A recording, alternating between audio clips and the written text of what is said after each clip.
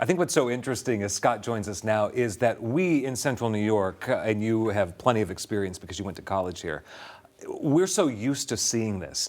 But you have to envision this is being seen in parts of the country where they have no idea what we're up against here. The number 200, when you say 200 inches of snow, people think that's fairy tale or fan fiction. Right. No, that's reality, and you have to be ready to deal with that as a community like Lewis County.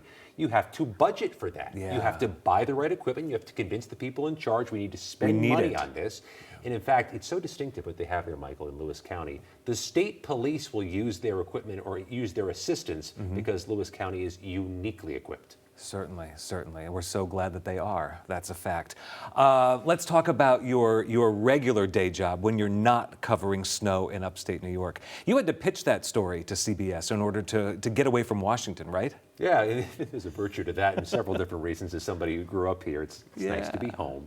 But there are things that happen in Washington that impact communities, and we try to emphasize that. You know, when they cut budgets and they cut offices, when they change personnel, impacts things like the VA hospital here in Syracuse, the federal prisons in New York State. There's a real retail impact, and we try to stay mindful of that. When we watch almost any broadcast on CBS and something involves the Justice Department, there is a 99.9% chance that you're doing the reporting on it. That is your beat right now.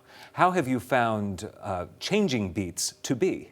It's a new world. There's new people in charge, which means there's new decisions being made. The new Attorney General, Pam Bondi, has already shifted her department away from investigating local police departments across the country to make sure they're being right by civil rights. Instead, they're focusing more on immigration and the border. And I'm going to tell you right now, Michael, that's going to put new attention on the northern border up in St. Lawrence County, in Clinton County, where there are border crossings that they believe are too open to people coming south. And Michael, if you checked with the U.S. Attorney here in the Northern District of New York, you'll find they're handling a number of cases here, perhaps more in the coming months than they've handled previously.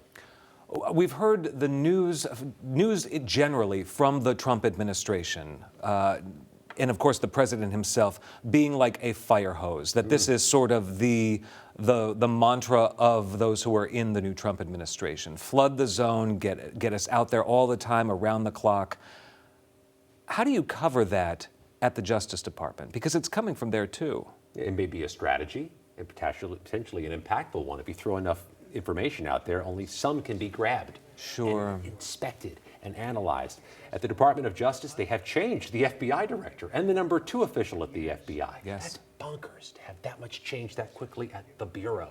In fact, Michael, it's the first time in 117 years in its history they've had a new director, a new deputy director with no FBI experience. That alone will keep us busy, but everything else is still something we have to navigate too. Got it. Scott MacFarlane, CBS News Justice Correspondent. We'll be seeing you on television a lot. I'm glad you're here. Nice to be home. Thanks for being in here. We'll be right back.